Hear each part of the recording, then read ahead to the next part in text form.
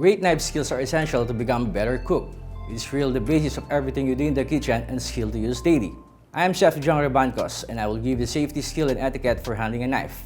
Remember the following basic etiquette. First, always hold the knife by its handle. Do not allow the edge to hang over the cutting board. Third, always cut away from your body. Never attempt to catch a falling knife. Do not use a knife as an opener, especially for canned goods. Now, before you start cutting, make sure your cutting board is secure. So on easy fix, place a safety grip towel underneath your cutting board. The next important thing is to make sure you're gripping your knife properly. Neither you put your finger on top of the knife, nor too near the handle. Correct way?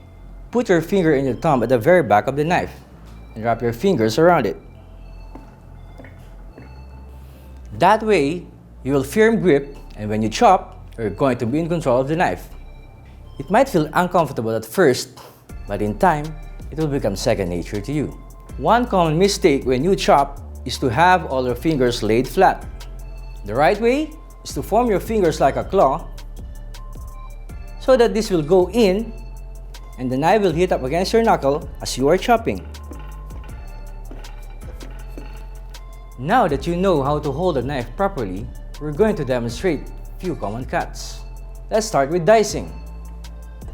Onion.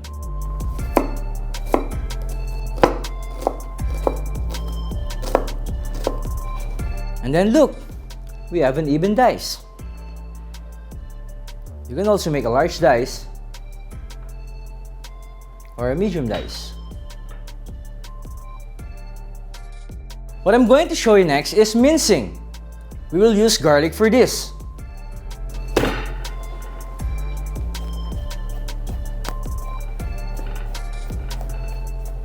Lastly is the chiffonade, which is commonly used with the herbs.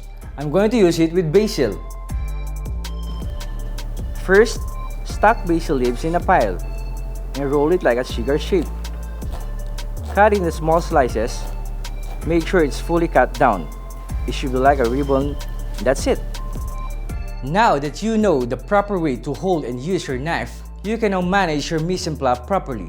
Start it slowly, and remember, practice makes perfect. Piece of cake, right? Just be sure to apply these safe knife skills at all times. Visit our website www.umtc.com.ph and don't forget to subscribe and hit the bell button on this channel. This is Chef Jhong Rebancos. Bon voyage!